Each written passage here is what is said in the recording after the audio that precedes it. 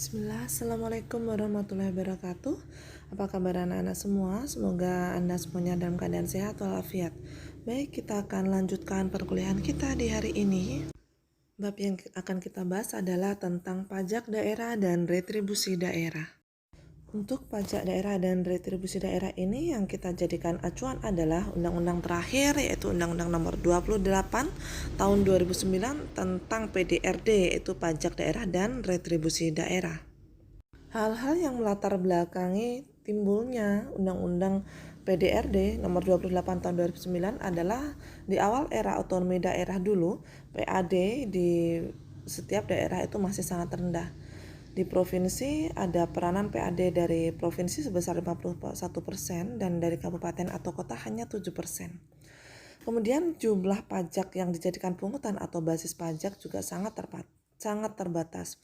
Jenis pungutan daerah yang memenuhi kriteria pajak daerah memiliki potensi yang sangat kecil. Kemudian nama dan jenis pajak setiap daerah juga tidak sama karena daerah diberikan kewenangan yang besar untuk memungut PDRD, pajak daerah retribusi daerah, secara open list. Jadi hanya diberikan kriteria saja, sedangkan nama-nama pajaknya dan apa saja yang akan dipungut itu diserahkan pada daerah masing-masing.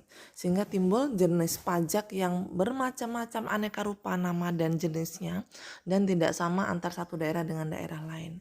Kemudian sistem pengawasan di awal era otonomi daerah adalah kurang efektif sebenarnya karena sistem pengawasannya bersifat represif dan tidak ada sanksi bagi yang melanggar.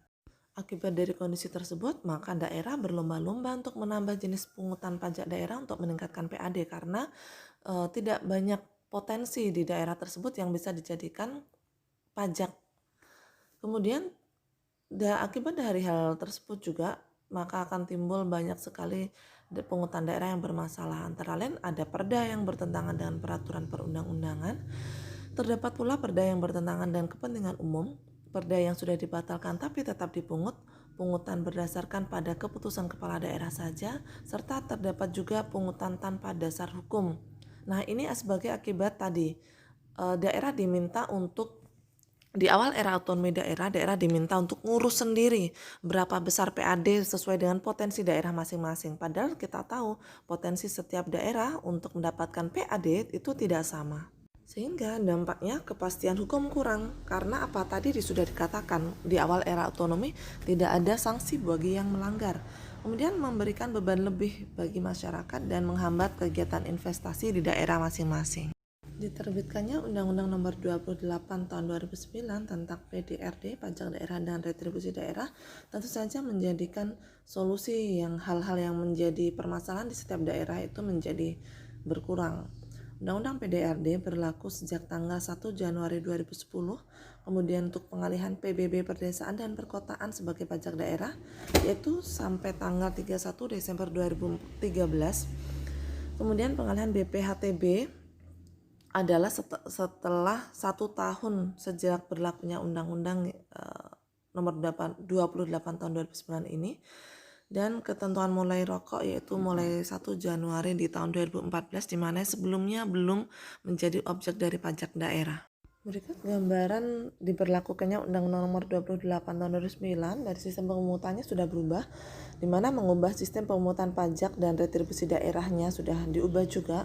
Kemudian local taxing power-nya yaitu dengan cara memperluas objek pajak daerah dan retribusi daerah.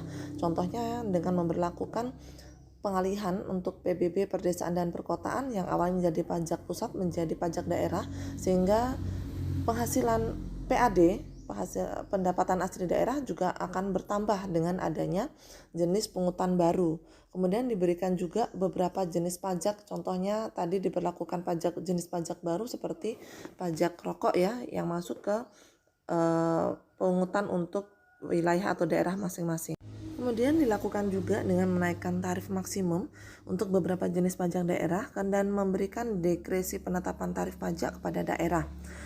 Sistem pengawasan, mengubah sistem pengawasan yang awalnya tidak ada sanksi, kemudian sekarang dikenakan sanksi bagi yang melanggar. Pengelolaannya terjadi nanti earmarking dan insentif pemungutan serta bagi hasil untuk pajak provinsi. Sebagian masuk ke daerah provinsi, sebagian juga untuk kabupaten atau kota. Jika dibandingkan dengan undang-undang tahun sebelumnya, yaitu Undang-Undang Nomor 34 tahun 2008, tahun 2000, maka di sini untuk sistemnya berbeda ya. Yang pertama adalah open list, sedangkan untuk yang undang-undang yang baru yang 2009 itu closed list. Open list itu dulu provinsi boleh menambah jenis retribusi pajak daerah sepanjang memenuhi kriteria yang ditetapkan dalam undang-undang. Nah, inilah yang menyebabkan jenis pajak itu beragam namanya, berbeda-beda. Sedangkan pada Undang-Undang tahun 2009 ditetapkan secara closed list, artinya daerah tidak boleh memungut pajak daerah selain yang ditetapkan dalam undang-undang. Jadi seluruh nama jenis pajak itu sudah ditetapkan oleh pemerintah pusat dan setiap daerah hanya boleh mengambil sesuai dengan yang ada di daerahnya masing-masing berdasarkan pajak, nama-nama pajak yang sudah ditetapkan tersebut.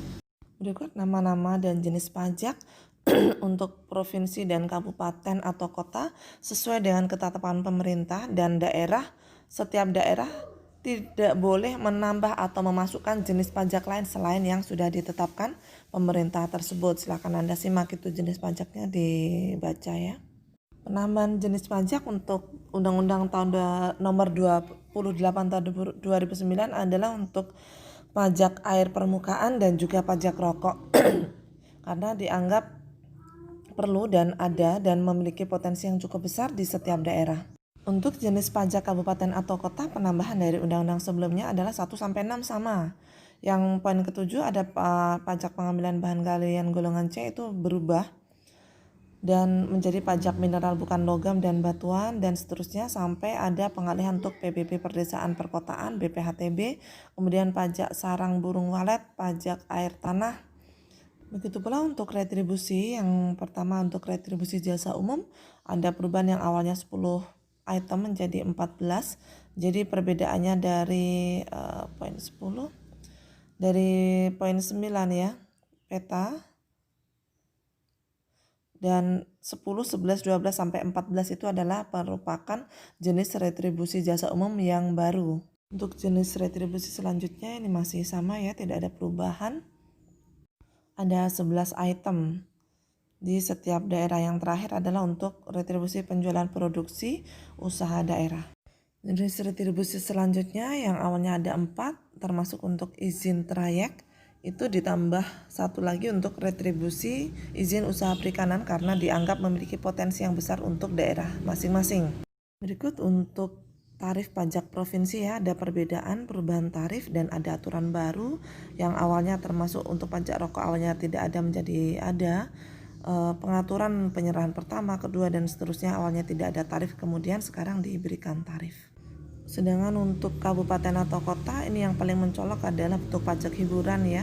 Pajak hiburan awalnya 35%, sekarang menjadi 75% karena untuk memaksimalkan potensi di daerah masing-masing. Karena dengan misalkan hiburannya ada banyak tempat wisata, secara otomatis PAD di daerah tersebut akan dapat meningkat. Begitu pula untuk pajak parkir dan begitu beberapa jenis pajak yang awalnya belum ada kayak untuk sarang burung walet, kemudian PBB, BPHTB, yang awalnya belum ada menjadi ada dan menjadi objek pajak daerah. Untuk bagi hasil antara pajak provinsi, kabupaten dengan kota, yang paling mencolok juga adalah pajak rokok ya, yang awalnya belum ada menjadi ada, di mana provinsi hanya mendapatkan kontribusi sebesar 30%, sedangkan sepenuhnya setelah itu 70% masuk ke daerah, kabupaten maupun kota ya. Untuk masa berlaku, Undang-Undang tahun 2009 nomor 28 berlaku efektif sejak tanggal 1 Januari 2010, BPHTB 1 Januari 2011, PBB Perdesaan dan Perkotaan 1 Januari 2014, dan pajak rokok 1 Januari 2014. Makanya kemarin ketika ada mahasiswa yang menyampaikan materi menggunakan undang-undang yang lama untuk PBB Perdesaan dan Perkotaan, kita bisa lihat sudah berlaku sejak beberapa tahun sebelumnya ya. Baik, materi sudah saya sampaikan. Alhamdulillah sudah selesai. Mohon maaf banyak kesalahan dan kekurangan dari saya. Silakan bisa akses materi saya di Bebas Umpo seperti biasanya.